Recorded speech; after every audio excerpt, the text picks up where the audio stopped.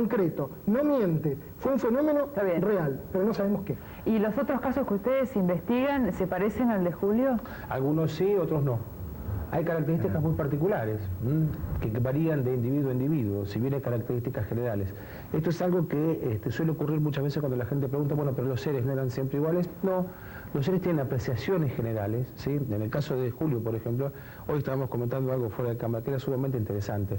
En aquella época, ¿sí?, era un punto de inflexión en este tipo de fenómenos, ¿sí?, donde se venía de un tipo de tipología donde aparecían ciertos seres altos, rubios, angelicales, claro.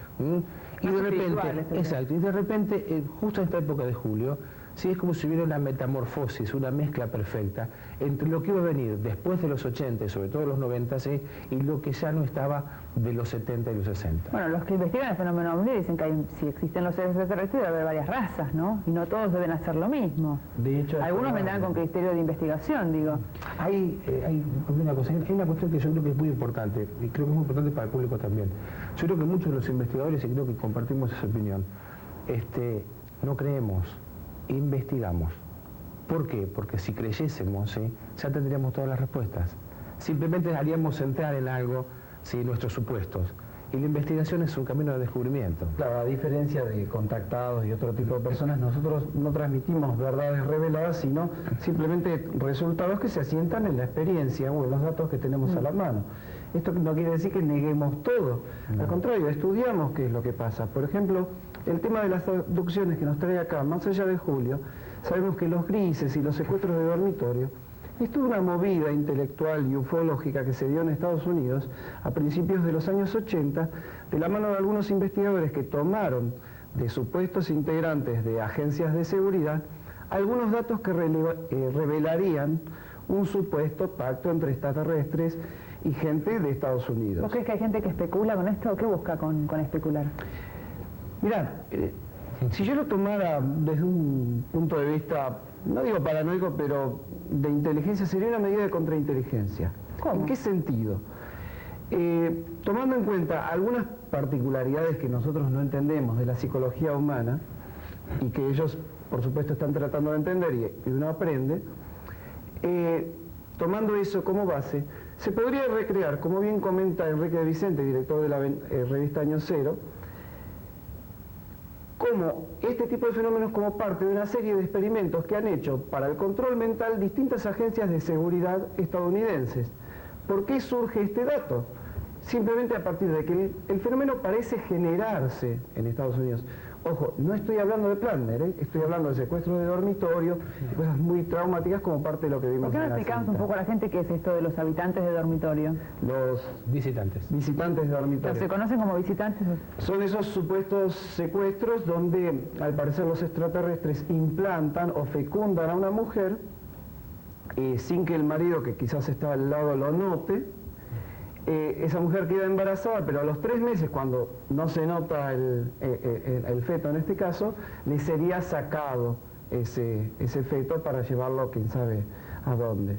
Es como que esa raza supuestamente necesita... A mí me parecía terrible. No hay pruebas de esto. El tema es que muchos investigadores y mucha gente que no investiga adopta esa postura y falsifica, ¿por qué no?, secuestros de alcoba. Trata de modificar la realidad de un entorno. Es más, como decíamos, si lo agarraron a Plantner, algunos de las personas que están en este tema, le hubieran tratado de endilgar cosas que él, con su sencillez habitual, desde hace 16 años nunca dijo. Además, hay algo que me llama la atención. Para él no fue traumático. No, respondiendo un poco a la situación que decías anteriormente y enganchando con esto que decía Garamo, hay un motivo, vos lo dijiste al principio, hay un motivo, se ve un trasfondo en esto, hay un interés en esto. Sí lo hay, económico. ¿Económico? Este tema vende. Este tema vende. Si no, pero en el caso de Plantner no vende, no estamos por eso, sigo insistiendo, estamos hablando de esta cuestión de Estados Unidos, ¿sí? Este tema vende, o sea, Spielberg está haciendo una miniserie con este tema. Ray Santilli, ¿sí?, hizo esta cuestión de esta autopsia, ¿sí?, con una base de entre 3 y 15 millones de dólares. ¿Sí? ¿Te parece que el tema no vende? Bueno, pero hay una realidad, hay mucha gente que cuenta que le pasó. Series como Chris Carter, X-Files, ¿sí?, Dark Skies, ¿sí? Películas como Communion, películas como Intrusos, libros iguales a estos mismos autores como Whitney Strieber, ¿sí? Bud Hopkins, ¿sí? Este tema definitivamente vende. Bueno, volviendo al tema de los habitantes de dormitorio y de estos secuestros tan extraños, ¿ustedes han tenido algún caso con este tema? ¿Sí? ¿Acá en Argentina? Hemos tenido, sí. Pero vuelvo a insistir, hay que hacer una cuestión. ¿Pero lo ven como algo fantástico o como algo real? Lo vemos como un suceso. En principio, tanto Néstor como yo creo que no tenemos ningún argumento para, en principio, cuando recibimos un caso, desacreditar o acreditarlo. Primero tenemos que trabajarlo. Claro. ¿Sí? Una vez que trabajamos sobre el tema, que lleguemos a conclusiones concretas entre ambos y por separado, ¿sí? De que esta persona no es un mitómano, ¿sí? Que no es un falsificador, ¿sí? Que no es una persona, no es un delirante, ¿sí? Que no es una persona que tiene una patología determinada. Que no tiene ningún interés. Y que no tiene ningún interés, recién ahí empezamos a trabajar el tema. Bueno, tenemos muchísimo más, todo después de la pausa, ya volvemos.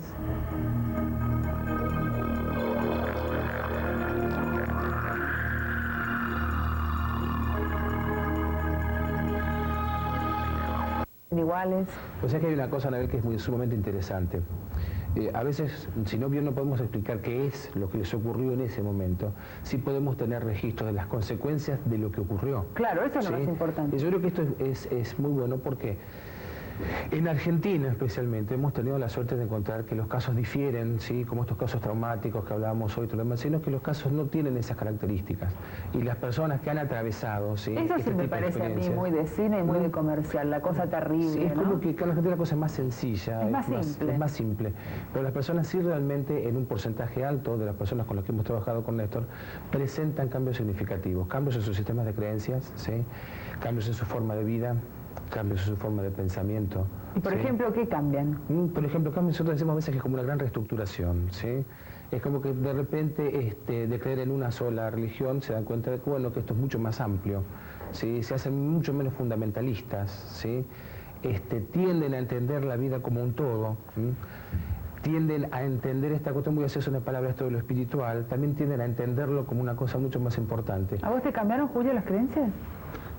No, cambiarme las creencias no, yo sigo igual. El tema es que algunas cosas me cambiaron, sí, digamos, yo hay cosas que por ahí, no sé, las presiento, hay cosas como que me ocurren a mí que yo, cuando ocurre la cosa, digamos, algún hecho que me pueda ocurrir a mí o algo así, yo ya...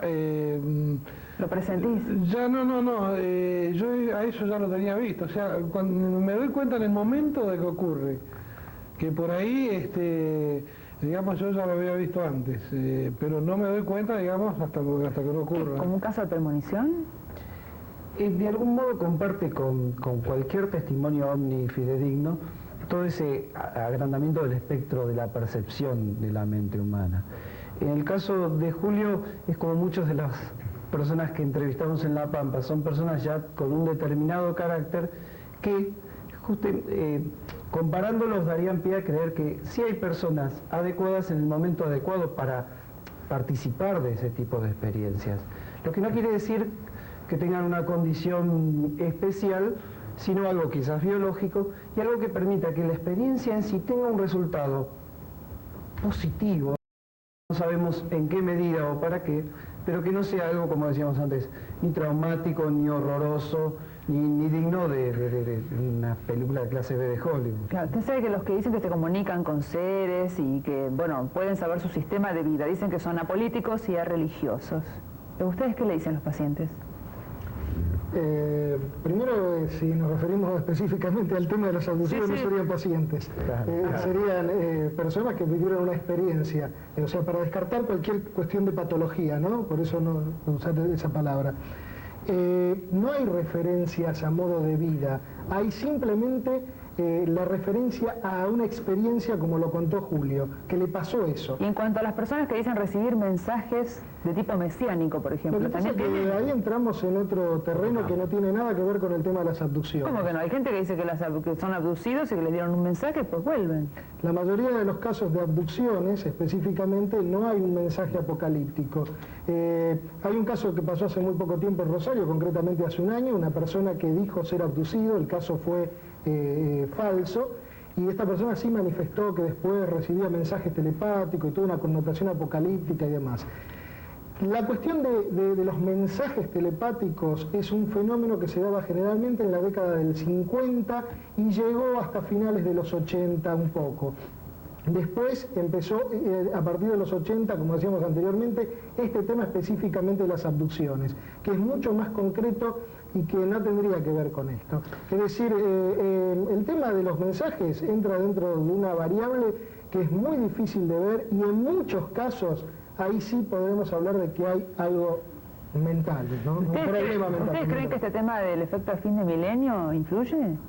Yo creo que hay una influencia de la cultura humana, o sea, está tendiendo a un cambio y hay una serie de fenómenos que están aconteciendo últimamente. O sea, el tema de las abducciones tiene implicancias muy similares a las experiencias cercanas a la muerte. Es decir, estas personas que dicen que se van y ven una luz y de pronto cuando vuelven con una percepción distinta del mundo. En las experiencias cercanas a la muerte y en los abducidos, un estudio realizado por el doctor Kenneth Ring de la Universidad de Maryland en Estados Unidos encontró similitudes entre la constitución psicobiológica de personas que tuvieron experiencias cercanas a la muerte y personas que fueron abducidas. Es como que hay una cierta característica que hace que la persona tenga una predisposición a sufrir la experiencia, lo cual no estamos hablando de un secuestro, sino de una experiencia en la cual la constitución del individuo es fundamental. Hay una cosa que es muy importante, cuando Néstor dice experiencia, creo que lo último que estamos trabajando, y que creo que es lo más importante, que esta experiencia no es solamente actual, esta experiencia es una experiencia arcaica. Los pasos concretos en los cuales se divide un suceso, una experiencia de abducción, son extremadamente similares a los pasos en los cuales se daban las iniciaciones chamánicas. Actualmente me encuentro trabajando como director en un proyecto de etnomedicina y chamanismo de la Fundación Desde América y hemos podido encontrar a través del registro con culturas no tradicionales, sobre todo culturas amazónicas, registros de estos mismos elementos. Una pregunta, él contaba que la experiencia no solamente no fue traumática, sino que además quisiera volver a tenerla. ¿Las personas que ustedes vieron también dicen lo mismo? Sí. Vos una vez en este programa dijiste que ellos decían, somos nosotros mismos. Esto es una frase que siempre nos llamó mucho la atención. En un porcentaje muy interesante de casos que trabajamos con esto, que se fueron concatenando por diferentes motivos, ¿sí? Sino que son causalidades, sino casualidades, ¿sí? Encontramos esta frase, ¿sí? No vienen de afuera, vienen de adentro. ¿Cómo? ¿De adentro de dónde? De las profundidades de la psique humana, O de las que no tiene que ver con una cuestión patológica. O de las profundidades del alma, que tampoco sería algo patológico. ¿No pueden ser que seamos nosotros en el futuro? Es una posibilidad. Mientras no sepamos exactamente qué es, todas las posibilidades son viables. Lo importante es entender qué deja en nosotros y por eso respondemos como podemos a tu pregunta de qué es lo que pasa en el testigo. ¿Cómo fueron tus primeros días después de la experiencia? Pues, los primeros días fueron... ¿Podías dormir? Sí, normalmente yo... No, en cambio, en el carácter mío no cambió para nada. O sea, seguí siempre igual y no tuve ningún cambio importante. ¿Cambio en la alimentación? Nada. No, para nada. ¿Y te empezabas a cuestionar, por ejemplo, por qué me pasó esto a mí? Sí, esa pregunta me la hice muchas veces. ¿Por qué? Algunos me decían, no, porque fuiste elegido, qué sé yo, no sé. Pero vos descartaste esta posición de lo mesiánico, que se pone en esta postura de que yo soy un elegido y me pasa esto y tengo una misión. Creo que no sé, como me ocurrió. Según lo que me transmitieron ellos, es que había miles de casos como el mío. Bueno. Yo les agradezco a todos ustedes por estar en este programa y seguramente vamos a volver a tocar el tema de las abducciones en otros programas de aquí en Misterio del Universo. Gracias por venir, gracias Julio. Nosotros nos volvemos a encontrar en la despedida, ya volvemos.